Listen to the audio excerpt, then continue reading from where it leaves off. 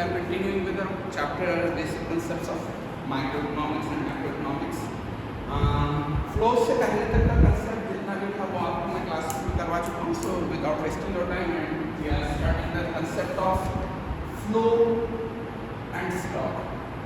देखिए एक सिंपल सा एग्जांपल मैं आपसे पूछता हूँ या आप मेरे से क्वेश्चन पूछें कि सर आपके पॉकेट में अभी कितना अमाउंट है, या आप मुझसे पूछें सर आपके बैंक में अभी कितना बैलेंस है, कितना क्रेडिट बैलेंस शो कर रहा है, या हम एक वाटर बॉटल लें और उस वाटर बॉटल में पूछें कि कितना पानी एट प्रेजेंट है, तो हम बात कर रहे हैं पॉइंट ऑफ टाइम.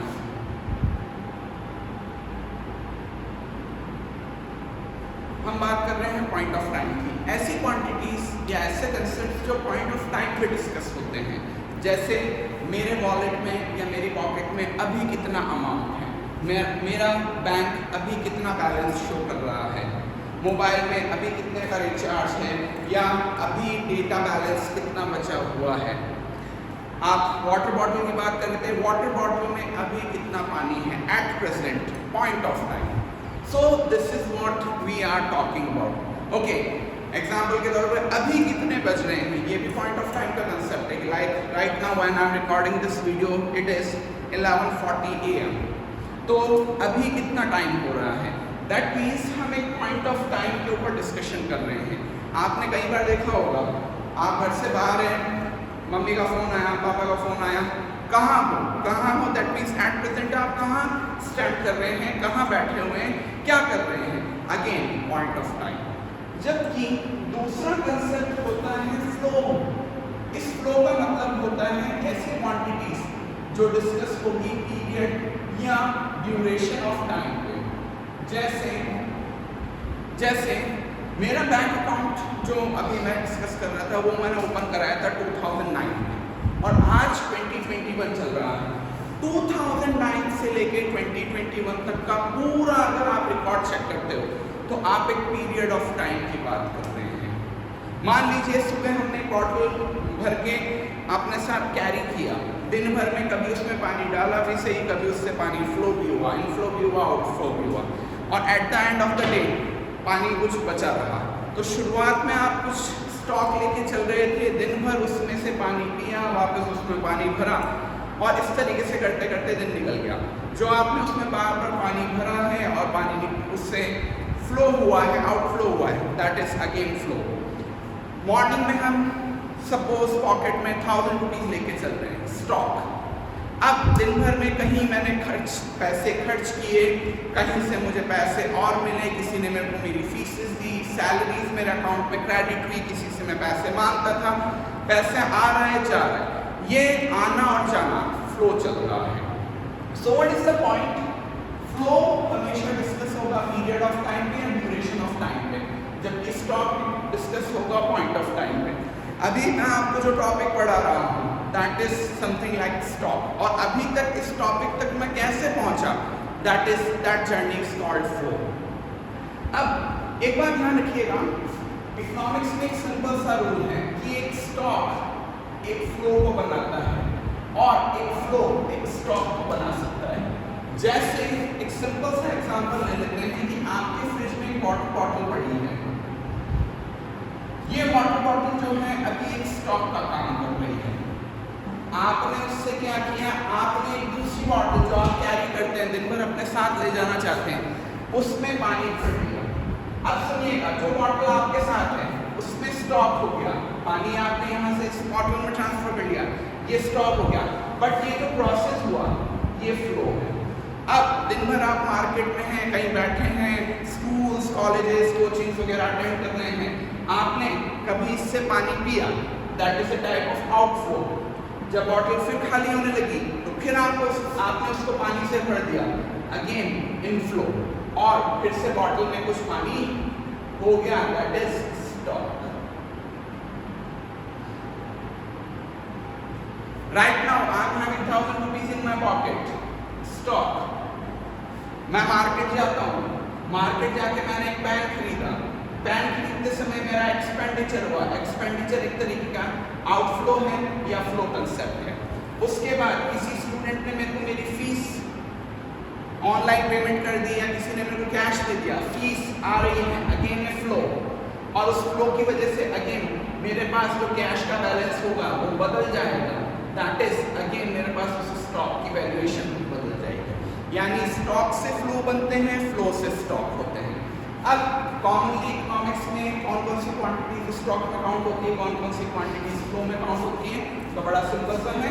स्टॉक्स के एग्जांपल वेल्थ यानी कैश और प्रॉपर्टीज वगैरह, labour force, capital, money supply, bank deposits, water in A bottle, distance between two places and population of a country, state और डिस्ट्रिक्ट। जबकि फ्लोज के example income, expenditure, अभी मैंने आपको बताया था जैसे जैसे पैसा आएगा और जाएगा वो फ्लो का एग्जांपल है, और उसके होने के बाद मेरी पॉकेट में, मेरे वॉलेट में, मेरे बैंक अकाउंट में जो पैसा रहता है वो स्टॉक बन जाता है।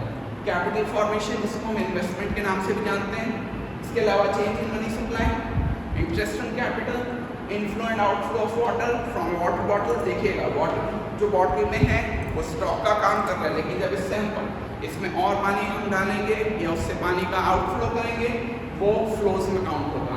Speed and finally sales. बहुत छोटा सा टॉपिक है बट इम्पॉर्टेंट टॉपिक, इसको बेटा आपको इसके ऊपर अच्छे से कमांड है। इसके बाद जब हम आगे बढ़ते हैं तो हमें मिलेंगे next topic, 4 sectors of economy. देखिएगा हमारा जो इकोनॉमी होता है, जैसे हम इंडियन इकोनॉमी की ही बात करें तो इंडियन इकोनॉमी को अगर आप एक साथ पूरा का पूरा पढ़ना चाहेंगे आपके लिए बहुत सारी चीज़ें समझना बहुत मुश्किल हो जाएगा। तो ऐसे केस में हम इकोनॉमी को अलग अलग पोर्शंस में या सेक्टर्स में डिवाइड कर देते हैं, और कुल मिला के एक मॉडर्न इकोनॉमी में या नॉर्मल इकोनॉमी में 4 सेक्टर्स माने जाते हैं। मैक्सिमम 4 सेक्टर्स हो सकते हैं। पहला जिसको हम कहते हैं हाउस होल्ड सेक्टर, दूसरा जो होता है प्रोड्यूसर सेक्टर, तीसरा जो है गवर्नमेंट सेक्टर यानी गवर्नमेंट, और चौथा जिसको हम कहते हैं rest of the world sector. समझना बहुत आसान है बेटा, बहुत इजी गोइंग आपको समझ में आ जाएगा। सो पे अटेंशन। सो पहली बात अगर हम करते हैं तो सबसे पहले हमें नजर आता है कंज्यूमर सेक्टर, या जिसको हम हाउस होल्ड सेक्टर भी कहते हैं। कंज्यूमर सेक्टर का ही दूसरा नाम है हमारे हाउस होल्ड सेक्टर। अब कंज्यूमर का काम क्या होता है, तो सबसे पहले कंज्यूमर का काम है consumption of goods and services. आपको पता है कंज्यूमर नाम से ही हिट हो जाना चाहिए कि कंज्यूमर का काम क्या है, कंज्यूमर कंज्यूम करता है goods and services. For what? For wants satisfaction. हमारी बहुत सारी वांट्स हैं, उनके सेटिस्फैक्शन के लिए हम गुड्स का कंजम्पशन करते हैं। इसके अलावा जब हम हमारे कंज्यूमर्स को हाउस होल्ड के नाम से पुकारते हैं, कंज्यूमर को हम इकोनॉमिक्स में, प्योर इकोनॉमिक्स में हाउस होल्ड के नाम से जानते हैं, तो इस हाउस होल्ड के बारे में एक और इम्पॉर्टेंट बात कही जाती है कि this house hold is the owner of factors of production.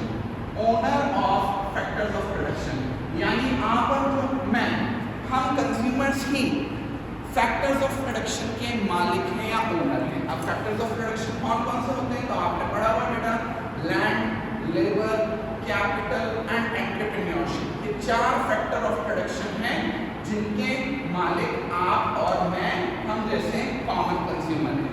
लेकिन आप कहोगे कि हम इनसे प्रोडक्शन नहीं करते, तो ये थियरी थोड़ा सा हम आगे चलेंगे तो उसमें आपको मैं समझाऊंगा। बाकी आपको ध्यान रखना है हाउस होल्ड या कंज्यूमर के 2 इंपॉर्टेंट काम हैं, consumption of goods and services for want satisfaction, and he is also the owner of factors of production. Factors of production में 4 चीजें आती हैं, land, labour, capital and entrepreneurship. दूसरा मेजर सेक्टर जो हमारी इकोनॉमी में काउंट होता है उसे हम कहते हैं प्रोड्यूसर सेक्टर। अब नाम से ही आपको पता है बेटा, प्रोड्यूसर क्या काम करेगा, प्रोडक्शन करेगा। किसका करेगा, गुड्स एंड सर्विसेज का करेगा। और किस लिए करेगा, तो प्रॉफिट मैक्सिमाइजेशन के लिए करेगा। पूरी बात का रिपीट कर देता हूँ, प्रोड्यूसर सेक्टर वो सेक्टर है जो गुड्स एंड सर्विसेज प्रोड्यूस करेगा और उस गुड्स एंड सर्विसेज के प्रोडक्शन के बाद उन्हें सेल करके वो प्रॉफिट मैक्सिमाइजेशन करना चाहता है। प्रोड्यूसर जो गुड्स प्रोड्यूस करता है वो फाइनल गुड्स और इंटरमीडिएट गुड्स कैटेगरी के होते हैं। Final goods, intermediate goods, capital goods, consumer goods, ये सब हम पहले डिस्कस कर चुके हैं जब आपकी ऑफलाइन क्लासेस चल रही थी, तो उसको आप वहाँ से एक बार रिकॉल कर सकते हैं। अब एक बात समझिएगा, प्रोड्यूसर को चाहिए होते हैं factors of production. Production process में आपको क्या चाहिए होता है? प्रोडक्शन प्रोसेस में आपको रिक्वायर होते हैं फैक्टर्स ऑफ प्रोडक्शन। अब ध्यान रखिएगा, फैक्टर्स ऑफ प्रोडक्शन कुछ आपके पास पहले से खुद के होंगे। जैसे मान लीजिए मैं एक प्रोड्यूसर हूँ, मान लीजिए मैं कोई चीज़ प्रोड्यूस करना चाहता हूँ, मेरे पास खुद की बिल्डिंग है, मेरे पास खुद की मशीनरी है, बट एक बात सोचिएगा, मशीन मैं खुद नहीं चलाऊंगा, मशीन के लिए मुझे मशीन को चलाने के लिए बाहर से लेबर देना पड़ेगा। या हो सकता है अगर मेरे पास खुद की बिल्डिंग नहीं है तो वो बिल्डिंग मुझे मार्केट से परचेज करनी पड़ेगी या लैंड किसी से रेंट पे लेनी पड़ेगी। तो समझिएगा, अगर मेरे पास खुद की बिल्डिंग है, मेरे पास खुद के इनपुट्स हैं, तब तो वो इम्प्लिसिट कॉस्ट में काउंट हो जाते हैं जो पिछले साल हमने पढ़ी थी। लेकिन अगर हमारे पास खुद के इनपुट्स नहीं हैं तो हमें उन्हें बाहर से अरेंज करना पड़ेगा, बाहर से किसी पर्सन से खरीदना पड़ेगा या उससे रेंट पे लेना पड़ेगा। और वो दूसरा पर्सन कौन होगा? हाउस होल्ड होगा। हाउस होल्ड को इसी वजह से हमने कहा था कि वो फैक्टर्स ऑफ प्रोडक्शन के मालिक होते हैं, क्योंकि देखिएगा प्रोडक्शन एक रिस्की वेंचर होता है, बिजनेस एक रिस्की वेंचर होता है। तो हर पर्सन हम में से रिस्क लेने को तैयार नहीं है, हर पर्सन हम में से एंटरप्रेन्योरशिप शो करने को तैयार नहीं है। लेकिन हम अपनी एसेट्स को इनडायरेक्टली किसी नेक्स्ट पर्सन को रेंट पे दे सकते हैं, हमारी कैपिटल इंटरेस्ट के तौर पे या इंटरेस्ट के बदले में किसी नेक्स्ट पर्सन को दे सकते हैं। इसीलिए ध्यान रखिएगा कि प्रोड्यूसर जिनके पास खुद के कोई फैक्टर्स ऑफ प्रोडक्शन नहीं होते, वो किनसे अरेंज करते हैं? तो कंज्यूमर से ही करते हैं। इसीलिए मैंने आपको कहा था कि कंज्यूमर जो है वो कंजम्पशन के अलावा एक और इम्पॉर्टेंट काम करता है, owner of factor of production होता है। तो प्रोडक्शन प्रोसेस में रिक्वायर होते हैं फैक्टर ऑफ प्रोडक्शन जो कि अरेंज किए जाते हैं arrange from house hold sectors, और यही चीज आगे जाके सेक्टरल फ्लो या इंटरसेक्टरल फ्लोज को जन्म देता है या बर्थ देता है, जो हम अभी आगे आने वाले कंसेप्ट में देखेंगे। तीसरा मेजर चीज जो किसी इकोनॉमी में प्रेजेंट हो सकता है वो होता है गवर्नमेंट। अभी आप देख रहे हैं रिसेंटली कल ही मीटिंग हुई है और गवर्नमेंट ने कोविड-19 की न्यू गाइडलाइंस आपके सामने प्रेजेंट कर रखी है। तो अब हम देख रहे हैं कि कोविड से लड़ने के लिए हम बार बार गवर्नमेंट की तरफ हम देख रहे हैं कि गवर्नमेंट क्या करना चाह रही है, कैसे करना चाह रही है, कैसे इस सिचुएशन को कंप्लीट करेगी। इसके अलावा गवर्नमेंट नॉर्मल सिचुएशंस में भी हमारे लिए बहुत कुछ करती है। बिजनेस हाउसेज हैं या कलेक्टिव कंजम्पशन के टॉपिक्स जो मैंने आपको बताए थे। इसके अलावा गवर्नमेंट प्रोड्यूसर की तरह भी वर्क करती है, वेलफेयर एजेंसी की तरह भी वर्क करती है। तो वो सब गवर्नमेंट सेक्टर में है। And finally rest of the world, rest of the world में आ जाती हैं अदर कंट्रीज। आप लोग इकोनॉमिक्स के स्टूडेंट्स हैं बेटा, आपने लास्ट ईयर बीएसटी में पढ़ा हुआ है और पिछले सालों में भी आप बार बार पढ़ते आ रहे हो। इम्पोर्ट्स, एक्सपोर्ट्स, इन सारी चीज़ों की बात आप करते रहे हो। ये इम्पोर्ट्स और एक्सपोर्ट्स किसके बीच में हो रहे हैं? एक कंट्री और किसी दूसरी कंट्री के बीच में हो रहे हैं। तो यही दूसरी कंट्रीज जो हमारे कंट्री से बाहर की कंट्रीज है, फॉरेन कंट्रीज है, जिनके साथ हम मेजरली इम्पोर्ट्स एक्सपोर्ट्स के ऊपर वर्क करते हैं, वो सब रेस्ट ऑफ द वर्ल्ड में काउंट होती है। तो अब एक छोटा सा बाइफिकेशन मैं आपको दे देता हूँ। वैसे ये आपके इस चैप्टर का पार्ट नहीं है, लेकिन क्योंकि इकोनॉमिक्स में आगे ये बार बार आएगा इसलिए मैं आपको बता रहा हूँ कि अगर हम एक बात करते हैं सेक्टर वाइज, अगर हम इकोनॉमी को बाइफिकेट करना चाहें या डिवाइड करना चाहें तो मेजरली 3 तरीके से इकोनॉमी को पढ़ा जाता है। 2 sector economy, 3 sector economy and एक 4 सेक्टर इकोनॉमी। 2 सेक्टर इकोनॉमी में हमेशा बेटा ध्यान रखिएगा 2 सेक्टर्स होते हैं, एक हाउस होल्ड सेक्टर जिसको हम कंज्यूमर भी कहते हैं और दूसरा होता है प्रोड्यूसर सेक्टर। एक 2 सेक्टर इकोनॉमी में हमेशा केवल 2 पर्सन काउंट होते हैं या 2 कैटेगरीज होती हैं, एक हाउस होल्ड सेक्टर जो कंज्यूमर सेक्टर है और उसके अलावा प्रोड्यूसर सेक्टर। जबकि 3 सेक्टर इकोनॉमी में 3 मेजर एंटिटीज होती है, एक हाउस होल्ड यानी कंज्यूमर सेक्टर, दूसरा प्रोड्यूसर सेक्टर और तीसरा इंपॉर्टेंट रूल यहाँ पर आ जाता है गवर्नमेंट सेक्टर का। तीसरा सेक्टर जो यहाँ प्रेजेंट हो जाता है वो हो जाता है गवर्नमेंट। और जब हम फोर्थ सेक्टर इकोनॉमी की बात करते हैं तो आप आई गेस समझ ही गए होंगे कि इसमें हाउस होल्ड्स प्रेजेंट होंगे, हाउस होल्ड सेक्टर यानी कंज्यूमर सेक्टर प्रेजेंट होगा। इसके अलावा यहाँ पर प्रोड्यूसर प्रेजेंट होगा, प्रोड्यूसर सेक्टर प्रेजेंट होगा। इसके बाद यहाँ पर गवर्नमेंट सेक्टर प्रेजेंट होगा और lastly rest of the world sector भी यहाँ पर प्रेजेंट होगा। एक चीज और, यहीं से मैं आपको क्लोज्ड इकोनॉमी और ओपन इकोनॉमी का कंसेप्ट भी बता देता हूँ। अगर कोई economy rest of the world यानी फॉरेन कंट्रीज के साथ ट्रांजैक्शंस करती है, यानी इंपोर्ट्स एक्सपोर्ट्स और बीओपी के ट्रांजैक्शंस में इन्वॉल्व है, तो उसे हम ओपन इकोनॉमी कहते हैं। और अगर वो economy rest of the world या बीओपी ट्रांजैक्शंस नहीं करती है या उसमें इन्वॉल्व नहीं होती है, तो उसे हम क्लोज्ड इकोनॉमी कहते हैं। यानी क्लोज्ड इकोनॉमी क्या है? क्लोज्ड इकोनॉमी में आपको कभी भी rest of the world sector का कोई रोल नहीं दिखेगा। वहां पर इंपोर्ट्स एक्सपोर्ट्स नहीं होंगे, वहां बीओपी ट्रांजैक्शंस नहीं होंगे। ऐसी इकोनॉमी को हम क्लोज्ड इकोनॉमी कहेंगे। जबकि ओपन इकोनॉमी वो इकोनॉमी होगी जिसके अंदर आपको rest of the world sector देखने को मिलेगा। यानी वो इकोनॉमी दूसरी कंट्री के साथ, दूसरी इकोनॉमीज के साथ इंपोर्ट एक्सपोर्ट्स कर रही है, बीओपी के ट्रांजैक्शंस कर रही है, फॉरेन एक्सचेंज के फ्लोज इनफ्लोज के ऊपर वर्क कर रही है।